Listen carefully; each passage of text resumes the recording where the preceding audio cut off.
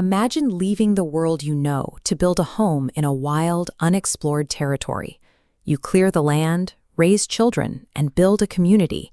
And then, in an instant, you simply cease to exist. In 1590, an entire population of 115 men, women, and children vanished from Roanoke Island.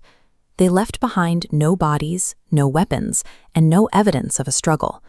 Carved into a wooden post at the edge of the abandoned settlement was a single cryptic word: Croatoan.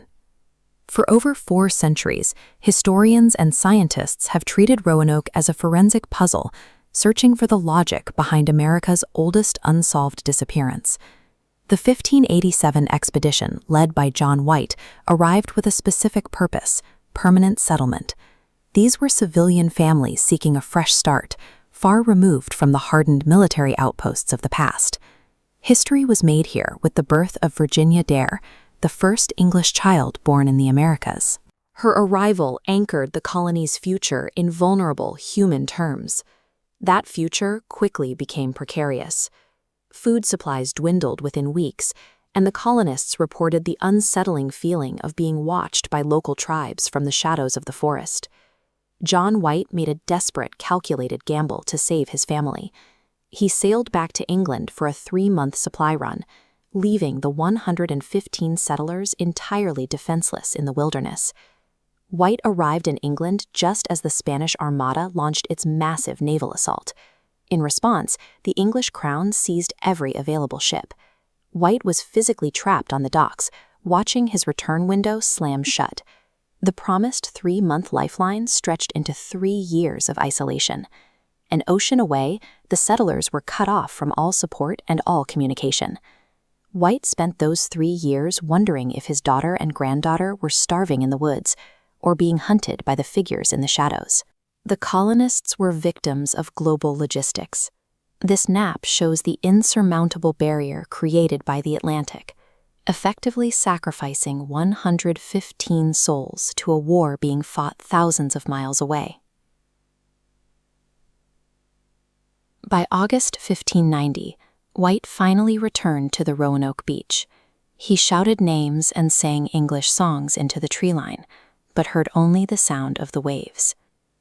Upon entering the fort, he found the houses had been systematically and carefully taken apart, as if the inhabitants had planned their departure. He discovered that heavy chests had been dug up and looted, yet the ground held no blood, no graves, and no skeletal remains. He eventually found the word Croatoan carved into a palisade post, serving as a final message from the vanished community. This carving followed a specific protocol. White had instructed the settlers to carve a cross if they were forced to flee under threat of violence. The cross was missing. White concluded the relocation was peaceful, but a sudden, violent storm snapped his anchor and forced his crew to abandon the search and return to England forever. The lack of forensic evidence at the site suggests the colony's disappearance was an organized and intentional relocation rather than a chaotic massacre. The theory of a hostile massacre lacks a physical footprint. A slaughter of over 100 people would leave biological remains that simply do not exist at the Roanoke site. Integration with the friendly Croatoan tribe offered the most logical path to survival. For abandoned English civilians, merging into a localized society was their only viable lifeline. For centuries, oral histories in North Carolina have described Native American groups with strikingly blue eyes and English customs that predate later colonial contact. By merging with local tribes, the settlers ensured their survival through the total erasure of their English identities. A breakthrough in 2012 shifted the focus of the investigation, centering on a 400-year-old map drawn by John White. Researchers used X-ray technology to look beneath a paper patch on the map, revealing a hidden symbol for a secret fort 50 miles inland. Excavations at those coordinates have since unearthed 16th-century English pottery and tools, confirming a European presence at the secret site. This discovery raises a haunting question. If the settlers established a secure inland base, why did they maintain such total silence from the outside world? The existence of a secret fort and the decades of silence that followed suggest the colonists made a deliberate choice to disappear into the woods, leaving behind a mystery that was never intended to be solved.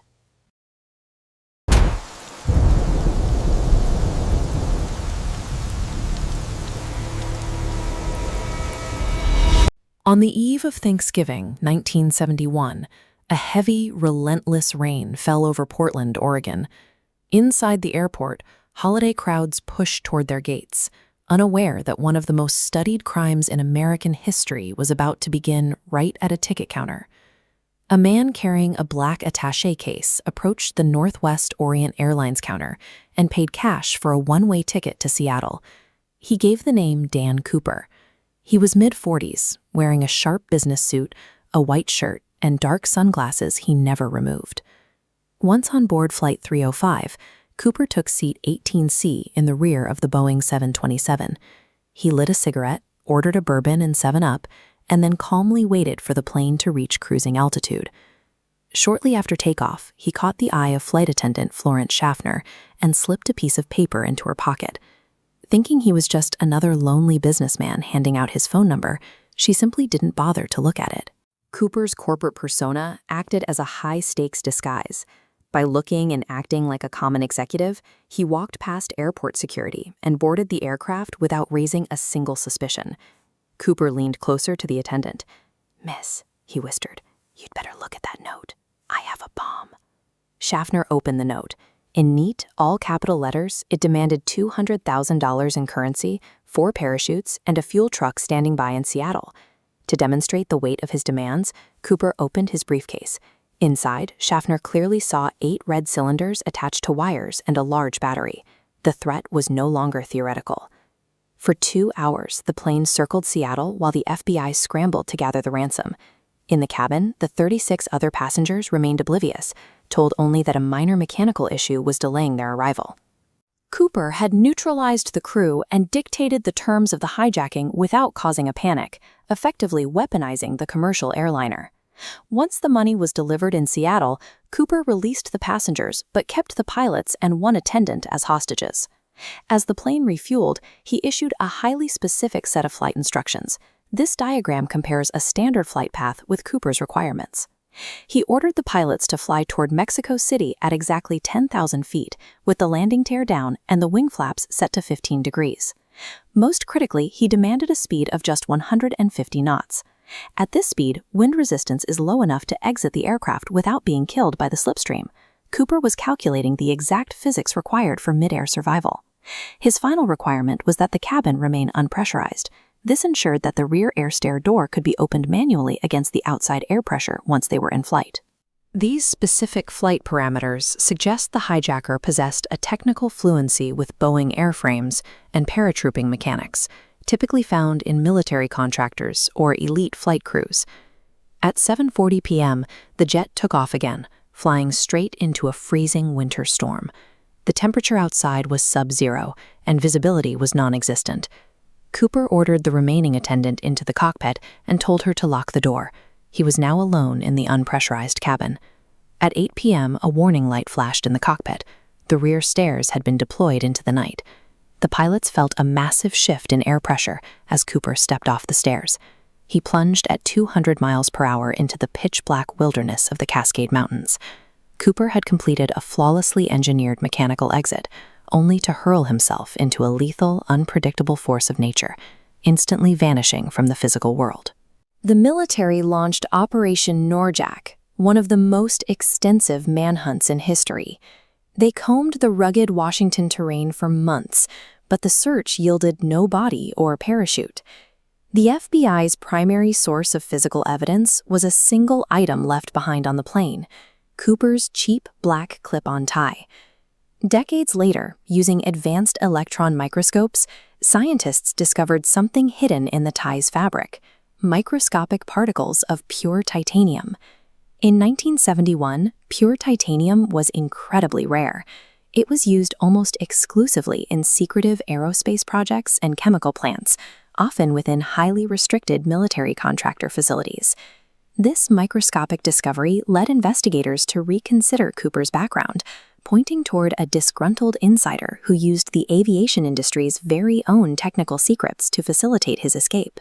In 1980, an 8-year-old boy found 3 bundles of the exact ransom cash, totaling $5,800. The bills were degraded, but the rubber bands were intact.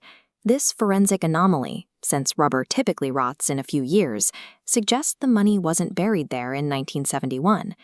This discovery leaves 2 possibilities.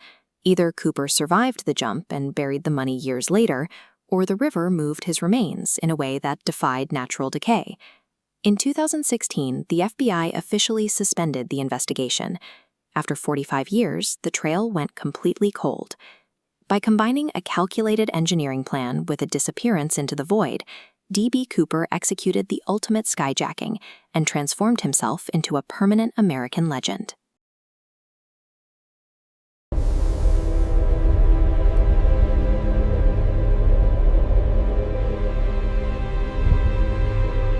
Imagine waking up every single night at the exact same hour, not to silence, but to the deafening, relentless crash of hammers, the screech of handsaws, and the heavy boots of strangers pacing outside your bedroom door. For most, that is a waking nightmare.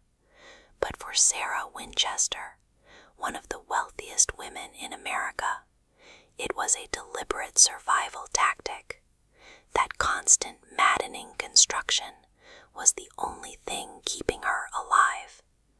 This is the Winchester Mystery House, a sprawling machine designed specifically to trap and contain the dead.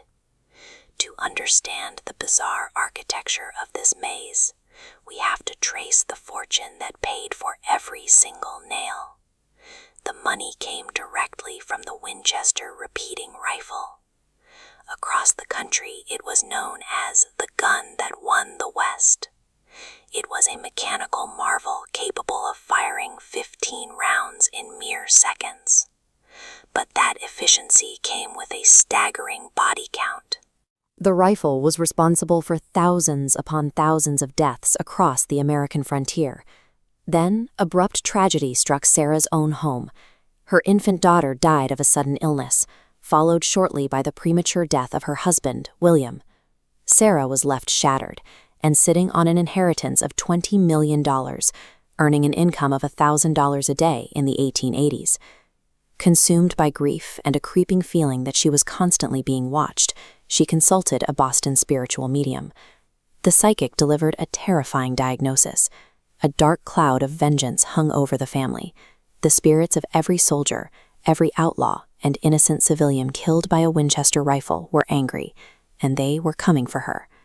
Sarah possessed virtually unlimited financial resources, yet no amount of cash could buy protection from her own family's lethal legacy. She desperately needed a supernatural defense against an invisible enemy. The medium gave her one strict rule for survival. She had to move out west, buy a house, and start building. If you continue building, you will live, the psychic warned. Stop, and you will die.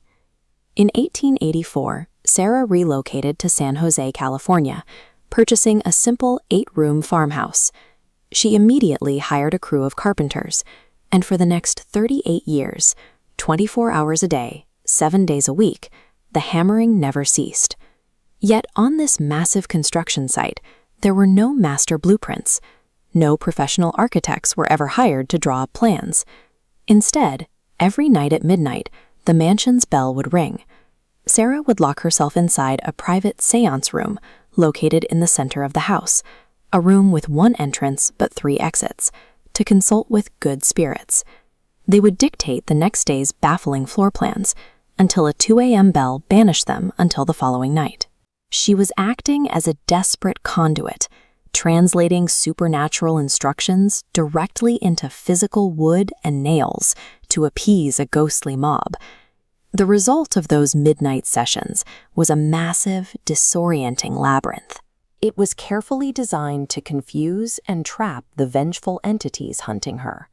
If a spirit followed a flight of stairs, they would stare at a solid dead-end ceiling. She built cabinets opening into solid brick walls and chimneys stopping inches from the roof. Step through the door to nowhere and plunge 20 feet straight down. Inside this maze, Sarah employed her own evasion tactics. She wandered the halls in the dead of night, slipping through secret passageways just a few feet wide, and refused to ever sleep in the same bedroom 2 nights in a row.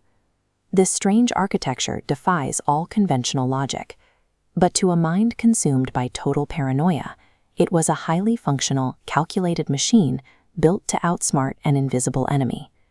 In 1906, physical reality violently crashed into her delusion. The devastating San Francisco earthquake struck the Bay Area. The massive shaking caused the top 3 floors of the mansion to shear off and collapse. Sarah was trapped inside her shifting, fractured bedroom for hours before her staff could dig her out of the rubble. She didn't view this as a natural disaster. In her mind, the ghosts were furious that she was nearing completion of the front section of the house. She retaliated. Sarah ordered her crew to board up the entire destroyed front half of the mansion. The damage was never repaired. She sealed those angry spirits inside the wreckage forever and simply kept building outward in other directions.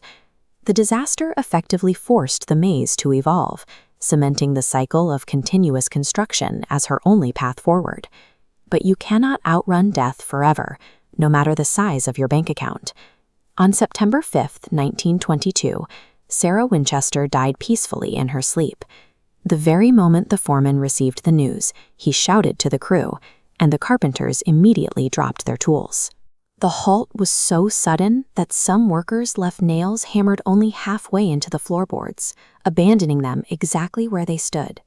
After 38 years of relentless, maddening noise, echoing 24 hours a day, the massive estate finally fell completely silent. The house had grown into a monstrous cage. It contained over 160 rooms, 10,000 panes of glass, 2,000 doors, and 47 fireplaces. Looking at this sprawling complex today, you have to ask, did Sarah Winchester truly construct a working machine to trap the dead? Or was she a grieving widow driven mad by guilt? Whether or not the house ever captured a single ghost is beside the point. The blood money and the paranoia successfully trapped Sarah Winchester inside her own mind for half her life. Today, guides and visitors constantly report feeling sudden freezing drops in temperature and seeing shadows darting through the endless twisted halls. If you dare to explore more dark, unsolved secrets hidden in American history, subscribe to Untold State Stocks and turn on the bell notification. We'll see you in the next mystery.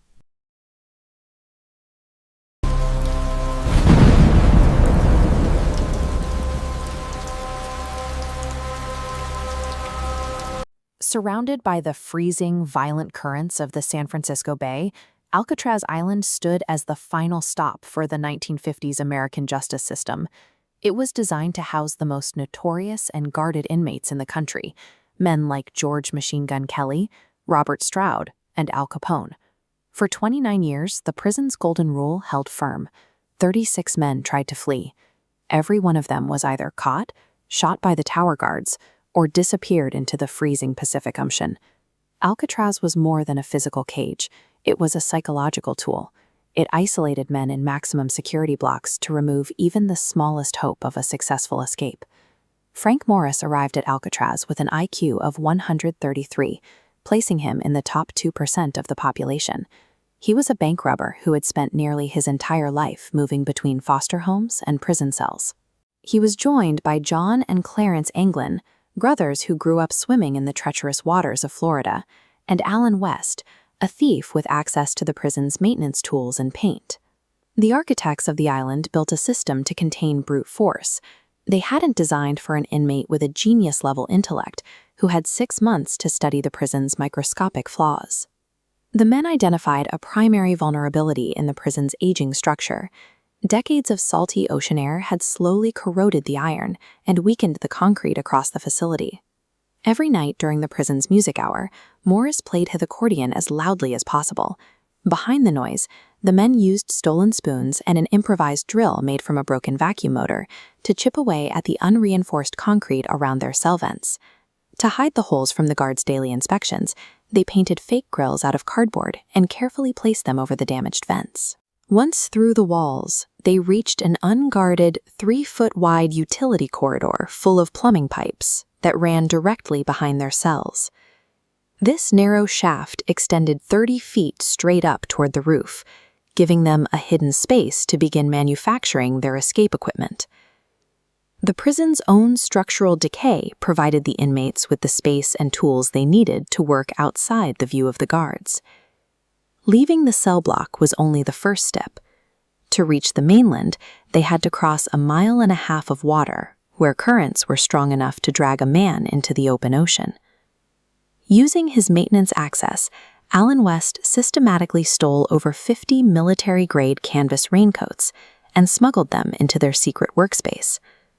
The men used the prison's hot steam pipes to melt and seal the rubber coating from the coats.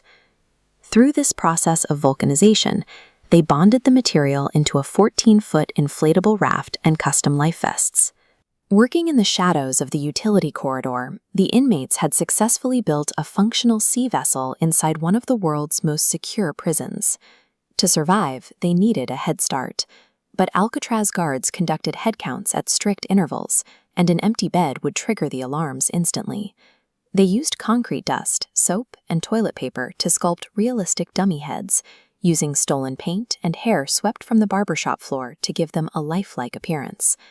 On the night of June 11th, a massive storm hit the bay. As the lights went out, the men placed the decoys on their pillows and squeezed through their walls. Allen West was forced to stay behind when he couldn't break through his vent in time, but the others climbed the plumbing pipes 30 feet to the roof. They crept across the roof, slid down a bakery pipe, and scaled 2 barbed wire fences. On the shoreline, they used a concertina to inflate their raft and pushed off into the fog. Their survival now depended on a psychological trick that left the guards looking at empty beds for hours. At 7:15 the next morning, a guard approached Frank Morris's cell for the routine head count. When Morris appeared to be sleeping in, the guard reached through the bars and shoved the back of his head. The painted dummy head rolled off the pillow and hit the concrete floor. As sirens wailed, the federal government launched the largest multi-agency manhunt in American history, scouring the bay for any sign of the 3 men. In a single morning, the flawless record that had stood for 29 years was gone. The most secure prison in the world had been breached by 3 men using spoons and raincoats. Investigators eventually found a shredded raincoat, a makeshift wooden paddle, and a packet of photos, but they found no bodies in the bay. In 1979, the FBI officially closed the case, concluding that the men had likely drowned in the freezing currents. However, the mystery persisted. The Anglin family received unsigned Christmas cards for years, and a 2013 letter, allegedly from John Anglin, claimed that all 3 men had barely made it to shore that night.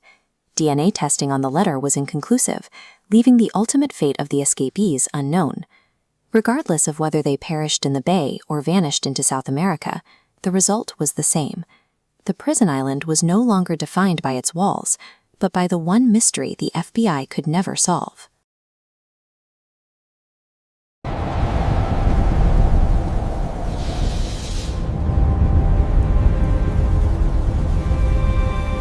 It is a busy summer night at Toronto Pearson International Airport. Air Transat Flight 236 is boarding at the gate, a routine overnight trip to Portugal with 306 people on board, many of them families heading home for vacation. After takeoff, the aircraft reaches its cruising altitude of 39,000 feet. For the next several hours, the plane moves through the dark sky above the Atlantic Ocean. To the passengers in the dimmed cabin, it feels like any other peaceful nighttime crossing. But at 4:38 a.m., while most of the passengers are asleep, the flight data recorder notes a change. The aircraft's fuel level begins to drop rapidly. Inside the cockpit, however, there is total silence. No alarms go off, and no warning lights illuminate. At this time, the Airbus A330 was not equipped with an automated sensor designed to detect a raw fuel leak. The system monitored fuel levels, but it lacked a specific alert to tell the pilots that fuel was actively pouring out of the airframe. Because there was no automated warning, a major mechanical failure was allowed to progress in total secrecy. The aircraft was losing its primary power source, and the crew had no diagnostic tools to tell them it was happening. At 5:33 a.m., nearly an hour after the leak began, an advisory message finally appears on the cockpit screens. It shows a fuel imbalance, indicating that the right wing tank is significantly lower than the left. The pilots are confused by the reading. The captain asks the cabin crew to look out the windows for any sign of a leak, but they see nothing but the featureless black of the night. The L-shaped crack in the engine piping remains invisible, hidden by the darkness outside. Flight 236 is now losing fuel at a rate of 13 metric tons per hour. The aircraft is losing the very thing it needs to stay in the air, yet the crew still cannot confirm the cause or the location of the problem. The chain of events leading to this moment began 9 days earlier in an air transat maintenance bay. After finding metal fragments in the right engine, mechanics had to perform an emergency engine swap to meet a tight Sunday deadline. This diagram illustrates the mechanical error. The replacement engine from Rolls-Royce was an older design. To make it fit, a technician installed a new fuel tube alongside an older hydraulic tube that was not designed for this specific configuration. The manufacturer's service bulletin stated that these two lines must always be replaced as a matched set to ensure proper clearance. However, a network failure prevented the lead technician from accessing the digital manual, and the offline backup CDs were never checked. For the next several days, the normal vibrations of the engine caused these two metal lines to rub together. Slowly, the harder hydraulic line ground away the wall of the fuel tube until it finally wore through, creating the leak that was now draining the aircraft. The combination of a missed manual and a pressurized deadline created a physical failure, now reaching its breaking point over the Atlantic. Back in the cockpit, the pilots are trying to manage the fuel imbalance, but instead of consulting the official emergency checklist, they attempt to solve the problem from memory. This was a critical divergence in protocol. The procedure for a suspected fuel leak requires isolating the tanks, while the procedure for a routine imbalance involves connecting them to level the levels. As this schematic shows, the crew decided to treat the situation as a simple imbalance. By opening the cross-feed valve, they began moving fuel from the healthy left tank over to the right side, where it flowed straight out of the existing leak. By trying to fix the imbalance, the pilots were unknowingly discarding their remaining fuel. At 6:13 a.m., the right engine runs dry and shuts down. The pilots attempt to fly on the single remaining engine, but the fuel level continues to plummet. Just 13 minutes later, the left engine also starves and dies, causing the main electrical generators to fail. By bypassing the mandatory checklist, the crew inadvertently ensured that neither engine would have enough fuel to reach their destination. A 200-ton commercial jet had been transformed into a powerless glider. The cabin is suddenly hit by a wave of sensory changes. The constant hum of the engines is replaced by an absolute silence, and the cabin lights go out, leaving the 306 people on board in total darkness as the aircraft begins to depressurize. To maintain control, a small wind turbine called a ram air turbine deploys into the slipstream. It spins in the rushing air to provide just enough emergency power for the pilot's basic flight instruments to stay active. In the cabin, the crew begins emergency briefings for a water ditching. Passengers struggle with life jackets in the dark, preparing for the high-speed impact of a blind landing in the freezing waters of the Atlantic. No commercial passenger jet had ever successfully glided this far to a safe landing. Without a runway in sight, the pilots were facing the reality that they might have to ditch the plane in the open ocean. Then, through the darkness, the pilots spot the runway lights of the Lajes military airbase in the Azores, 144 kilometers away. The landing is violent. Without engine power for reverse thrust, the pilots rely entirely on the brakes. The wheels lock up and the tires burst, creating intense friction that starts a small fire in the landing gear as the plane finally skids to a halt. Despite the speed and the fire, the emergency evacuation is a success. All 306 people exit the aircraft in under 2 minutes. Miraculously, there are 0 fatalities. This incident is a textbook example of the Swiss cheese model of system failure. It shows how a catastrophe is not caused by one single event, but by several layers of defense failing at the same time.